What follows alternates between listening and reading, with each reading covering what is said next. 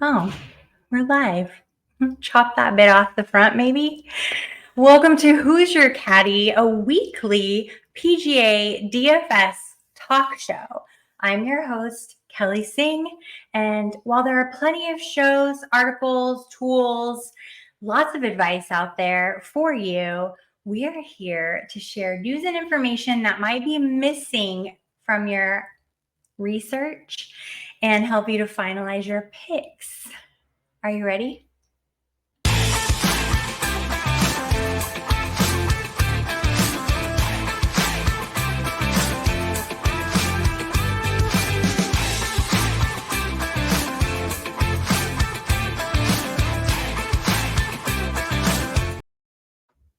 I don't know if I'm ready. If you can't tell, I'm not at my normal home studio.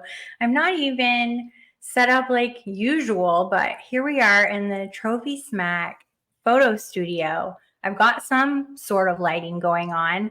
I know that my co-host Adam has a tiny ring light because he told me. I don't judge him by his ring light though. Tonight on Who's Your Caddy, we're talking about the Rocket Mortgage Classic. We'll discuss everything newsworthy that you might need to know about this week, what you can expect, and our top 3 core picks for your builds, including our WTF picks. But before I get too far, let me bring in my co-host, the fries to my shake, Mr. Adam Hallas. Woo! Hello. And it's not the size of the ring light. It's how you aim it. That's what you said. Adam, what's been going on? What's going on this week? Why am I asking you? Did you catch it? Did you see that crazy finale to last week's tournament? Yeah, the Protestors. In a real life golf league. And my partner was like, I hope we get Protestors tomorrow. I was like, we can ask a nearby rollerblader, come by with some orange pixie dust and spray the green with it. I don't know. I've always had a question. How do the Protestors get to the golf course? Do they fly? Do they drive? Everything it takes oil. Anyway. I'm not sure. I was just a little annoyed because it's a huge disruption. And then somebody made a great point that I don't disagree with. Protests are supposed to be a disruption. But when you don't know what the cause is without having to dig deep and do a lot of research, you're just making a big mess and looking like an a-hole on television. Yeah. If you're going to protest, go protest. That's right and wonderful. Yeah. But if you're going to protest and you have to go to a subreddit thread to figure out what you're protesting, you got some marketing problems. So for sure. I saw several different causes that were taking responsibility or just irresponsibly being shared. But this week, we're traveling to the Detroit Golf Club. And guess what? I don't think Detroit puts up with that kind of stuff. Yeah, I don't think there's going to be any protests. They're the blue collar working class. No protests there. No protesting. You get an ass whooping. But in everything I'm reading this week, Adam, it looks like we're looking at guys with some distance off the tee and a great approach. What other things stand out to you? What are some key items we should be looking out for this week? What is the Detroit Golf Club like? So I'll start with, it's going to be similar to what we saw this past tournament at the Travelers. Travelers, yeah. Yeah, and so it's going to be a similar birdie fest, right? So it's not going to be like the resort style birdie fest where the Putacanas were in minus 28. But it'd be a similar style. So there's no real punishment for hitting into the rough. So bombers and approachers will do well this course. The separator is putting. Now, this is one of the more flat courses. It's a Donald Ross, 7,300 yard par 70. Let me look at my notes. That's why I wrote notes. R72 course, 7,300 yards, designed by Donald Ross. That's right. The official bio of the course will say it's tree-lined fairways, strategically placed bunkers, and challenging greens. All that's not true. So like you'll have some tree-lined fairways. The fairway accuracy here is a little bit above average than the average PGA Tour tournament. Some things I'm also going to be looking at are like driving accuracy here is far greater. It's like 5 to 10% higher than the average tour average. And then greens in regulation percentage is like close to 75% when tour average is around 65%. You'll be scrambling a little bit more here. There's some, strategically placed bunkers, but I don't think they're going to be in like side greens that they'll see at the Open here in a couple weeks, even next week. And so I think there's, average 3 putts per round is a little bit less than average here. Driving distance is 5 bar greater here than it is at the average tour event. I think here it's around 300. Average tour event is 285. So what I'm looking at is I need a birdie or better. I need somebody that's going to be able to approach and not get close to the hole on these flat greens. I don't think we're going to have a lot of undulating greens. And so approach, not get towards the stick, and be able to make those 3 putts. So I think it's going to be one of the easier courses that we've seen to play. And Ricky Fowler last year made that historic kind of like comeback story, Cinderella story. Oh, yeah. Comeback. So I don't think he's going to do it again here. He played okay at Travelers, kind of snuck up there in the top 10 for a little bit. I don't know. Just like me, he's got to clear some headspace when he gets on the course. So that's okay. Yeah. All right. But I'm looking at birdie or better percentage. I'm looking at somebody that does well at par fives.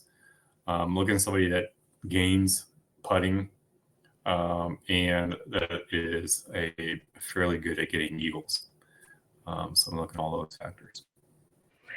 I like it. I had a hard time kind of deciding who I wanted to talk about today because I feel like there's a lot of recency bias that's going into this week's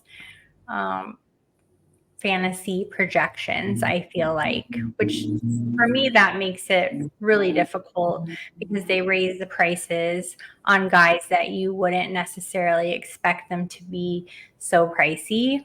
Mm-hmm. But then I found that there's kind of a good middle spot. I know I didn't necessarily put this in the notes, but we both were looking at one player in particular, the same. That was Davis Thompson, 8.3 on DraftKings. And you also had Davis Thompson. Something that I liked about Davis Thompson was Cam Young, Keith Mitchell, and Davis Thompson all look very similar in the prediction model over at Data Golf, which is something that I've been using. And so I thought, Davis Thompson, I hadn't really thought about him in ever. But I see that you have him on your list. What do you like about Davis Thompson? Yeah, so because I like the top 2 people that you had. And I won't, spoil it for your picks, but so I was trying to like, what else outside of those can I pick that are in my pool? So I went Davis Thompson. Here's why. He's long off the tee, 308 yards average, 70% greens in regulation. So I know he can bomb it off the tee. No real threat either side on the rough or the fairway, what have you. So if he can knock it on, his chances are significantly improved, right? Mm-hmm. So putting is up and down. Now, granted, his last few included the U.S. Open, which we know was a little tough on the old putters. So what I also like about him is that you know, on these like a little bit more open courses, Corrales Bucanas, he came in 18th. Phoenix Open came in 15th. Charles Schwab 17th. Those are the type of courses I'm looking at as familiar or more like what we're going to be seeing this weekend. U.S. Open came in 9th, which is great, but it's not the type of course we're going to be looking at for this week at all. It's far stretched by imagination. The only thing that brings me a little pause is that putting towards like the RBC Canadian, and he missed the cut at the Byron Nelson, which typically is a more easier type tournament. So all the things I put in the notes, I was like, he's great off the tee, good on greens and regulation, good on approach. His putting is suspect. It's the one thing I said that could be a differentiator here at the tournament. But I'm still going to add him in because everything else, he's 75% a great player. So that's cool. Yeah. The reason I came up with him was I like to look at the prediction models, and I like to look at previous course history. I like to look at the odds. And in looking at the odds, he stood out as one of those outliers that I'll typically say, you know, Cam Young. I love Cam Young. He's very pricey. He's 10.7K on DraftKings. And if you're planning on paying up for other players, it's going to be really hard to play Cam Young. So I start to look at the Cam Young model, and Davis Thompson came up, Keith Mitchell came up. And that's kind of where I came up with Davis Thompson. So I wasn't really exactly sure how I wanted to approach this segment, but basically I landed on Cam Young. He's 21st in strokes gained off the tee, 10th in total driving. He's got a great approach game, but as I mentioned, 10.7K on DraftKings. So if you're looking for a replacement, you can pick up a Davis Thompson or a Keith Mitchell in the mid to low 8s, which could work out better for you if you're playing Tom Kim. So I'm glad to hear you are on the same page as me, but I don't know if there's a universe where we wouldn't be playing Tom Kim this week. He's well-rounded. He's so impressive in his driving stats and even more impressive in his approach. And I looked at the bets that I'm going to place, prop bets.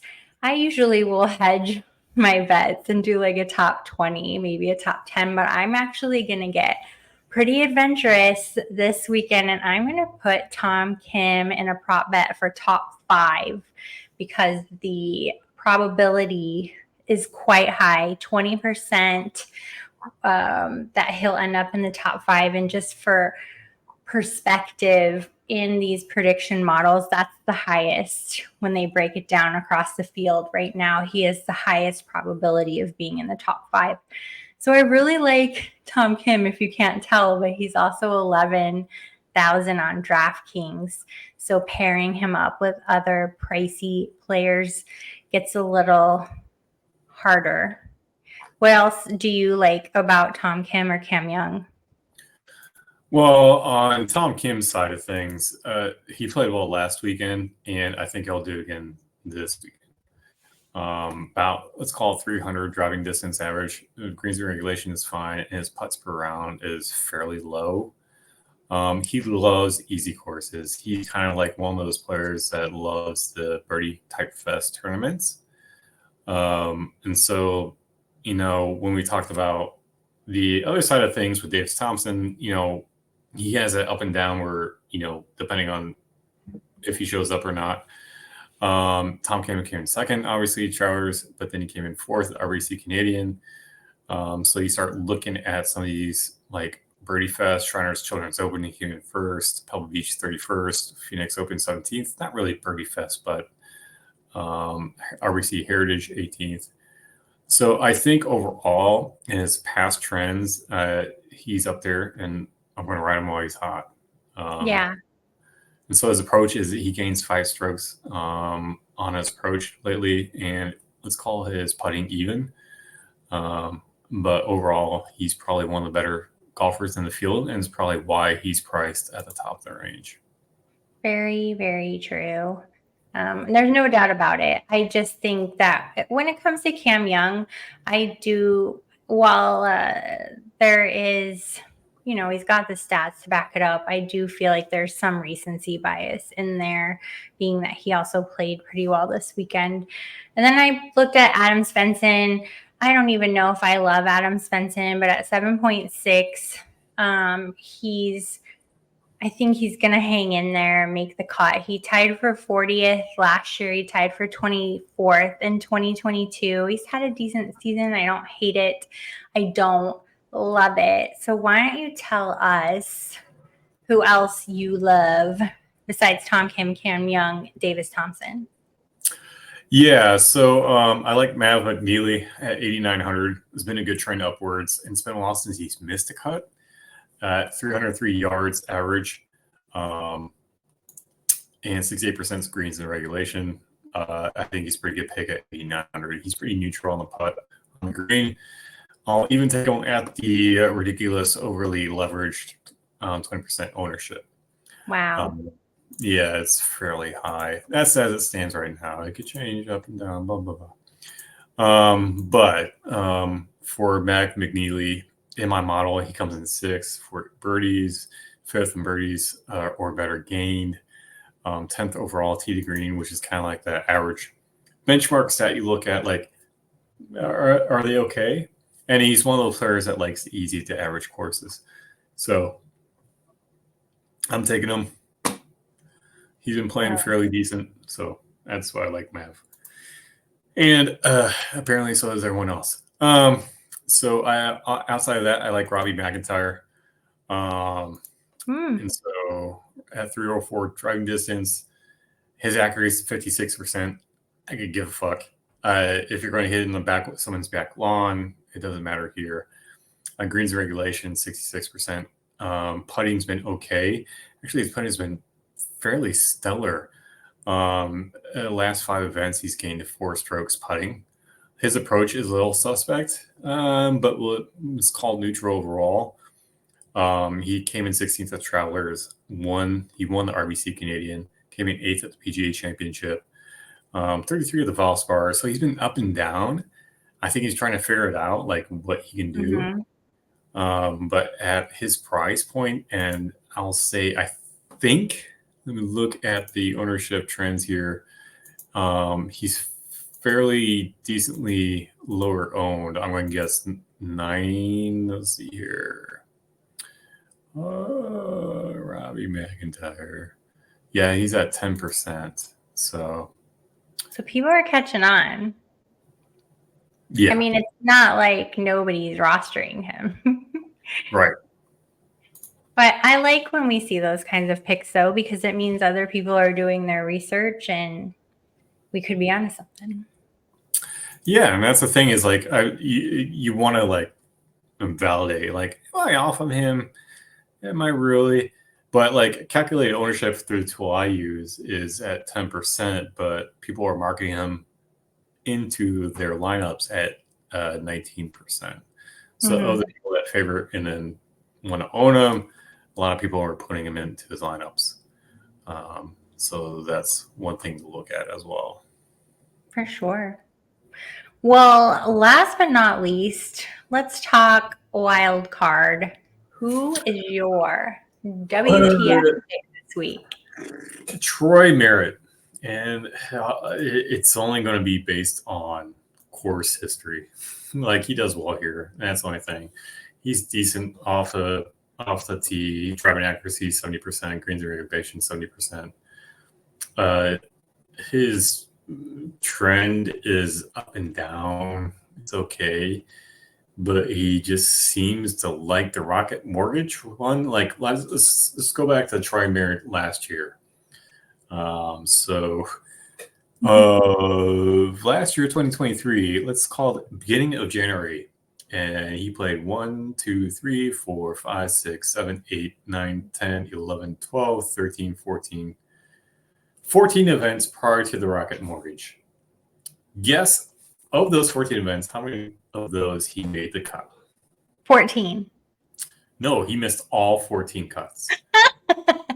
And then he came in 17th at the Rocket Mortgage. Well, there you go. And let's go back to 2022. He came in 14th at the Rocket Mortgage, and he almost missed the cut in the prior events as well. He just likes his course, and that's the only reason I'm picking him. Like, there's nothing else to it. And at his price, that's fine. Well, I think surprisingly enough, or unsurprisingly enough, that's exactly how I picked my WTF this week. JJ Spawn also has great course history going back for years and years at the Rocket Mortgage Classic in Detroit.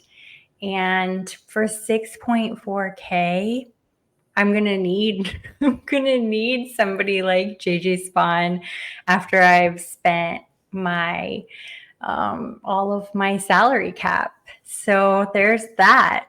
JJ Spawn. Let's get lucky. Yeah. Good luck with that one. I know. He's had a terrible season, but I'm thinking, you know what? If he's ever going to play well, this will be the week he'll play well.